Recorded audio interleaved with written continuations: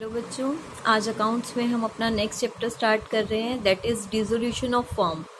Dissolution का मतलब होता है कि आप अपनी फर्म को बिल्कुल, यहाँ पे हम पहले मैं आपको फर्म का डिसोल्यूशन समझा रही हूँ। डिसोल्यूशन का मतलब है कि जो प्रोसीजर चल रहा है उसको स्टॉप करना, यानी कि आपकी फर्म जो काम कर रही है उस फर्म को बिल्कुल बंद करना है, हमें क्लोज करना है। डिसॉल्व का मतलब हम सब कुछ ख़त्म करने पे आ रहे हैं, अपनी सारी एसेट्स बेच देंगे, अपनी सारी लाइबिलिटीज़ को पे ऑफ कर देंगे, बिजनेस को बिल्कुल ख़त्म कराएंगे, एंड पे ले आएंगे बिजनेस को। तो यहाँ पे आपका देखिए दो बात लिखी गई हैं, dissolution of partnership and dissolution of firm. पहले तो आपको मतलब समझना होगा dissolution of partnership of firm में जो चैप्टर आपने chapter second, third, fourth, fifth, six करे हैं ना, आपने रिकॉन्स्टिट्यूशन करा है, आपने एडमिशन करा है, रिटायरमेंट है, डेथ है, जो भी चैप्टर्स हैं वो हैं dissolution of partnership. Dissolution of partnership का मतलब है कि कुछ ना कुछ चेंजेस आते हैं पार्टनर्स के रिलेशन में, बट फर्म चलती रहती है, फर्म बंद नहीं हुई। बट अगर फर्म का डिसोल्यूशन होगा तो उस केस में ध्यान रखना कि बिजनेस पूरी तरह से बंद होगा और पूरी की पूरी फर्म डिसॉल्व की जाएगी। डिसॉल्व करने का मतलब जितनी भी एसेट्स हैं, जितनी भी प्रॉपर्टी हैं, सब बेच दी जाएंगी और जितनी भी लाइबिलिटी हैं सब पे ऑफ कर दी जाएंगी। ठीक है, तो ये तो आपका मीनिंग हो गया किसका, dissolution of partnership and dissolution of firm. दोनों का डिफरेंस भी आप समझ चुके होंगे। उसके बाद आपका वेरी इंपॉर्टेंट टॉपिक है modes of dissolution of A firm. कौन कौन से तरीके हैं, टाइप्स हैं, किस तरह से, यानी कि क्या वे है, मोड्स का मतलब वे, कौन से तरीके जिसकी वजह से ये फर्म बंद हो सकती है। सबसे पहला है म्यूचुअल एग्रीमेंट। जितने भी पार्टनर्स हैं वो वॉलंटरी मिलके चाहते हैं कि अब हम अपने बिजनेस को बंद कर दें। अगर वो मिलके एक साथ बिजनेस को बंद करना चाहते हैं, that is mutual agreement. Second one is compulsory dissolution. Compulsory dissolution का मतलब अब जरूरी हो गया करना। For example insolvency of all partners, सारे के सारे पार्टनर्स क्या हो गए, इंसॉल्वेंट हो गए हैं। दैट मीन्स वो फ्यूचर में अपनी लाइबिलिटीज को पे ऑफ करने के लिए कैपेबल नहीं है।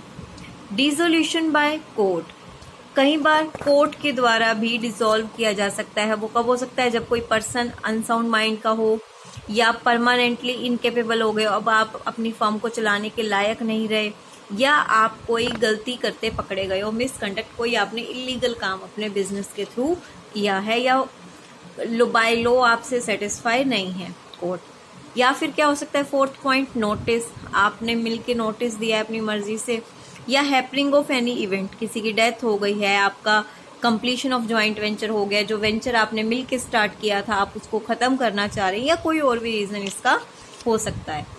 तो आपको सबसे पहले इनका मीनिंग क्लियर होना चाहिए, dissolution of partnership and dissolution of firm.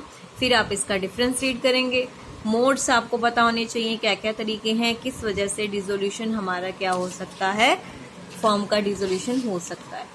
उसके बाद next very very important topic, ये पुरानी बुक्स में नहीं मिलेगा, लास्ट ईयर की बुक में मिल जाएगा आपको। सेक्शन 48 आया था हमारा इंडियन पार्टनरशिप एक्ट 1932 में।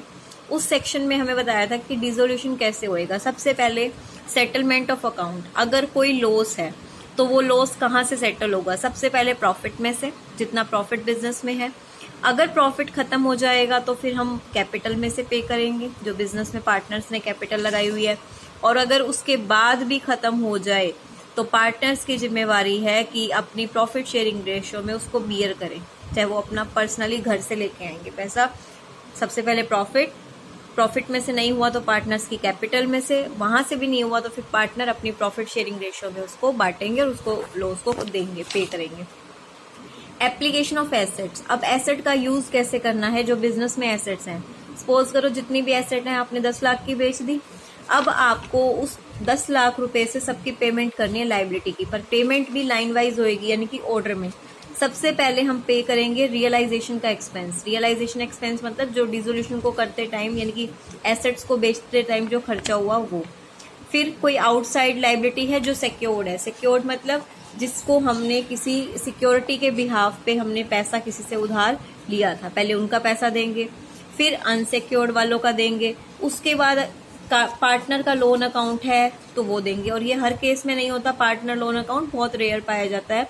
उसके बाद अगर पैसा बचता है तो फिर हम पार्टनर कैपिटल जो उन्होंने लगाई हुई है उनको पे ऑफ करेंगे, और उसके बाद भी अगर कोई पैसा बच जाएगा तो वो पार्टनर्स में प्रॉफिट शेयरिंग रेशियो में बांट दिया जाएगा।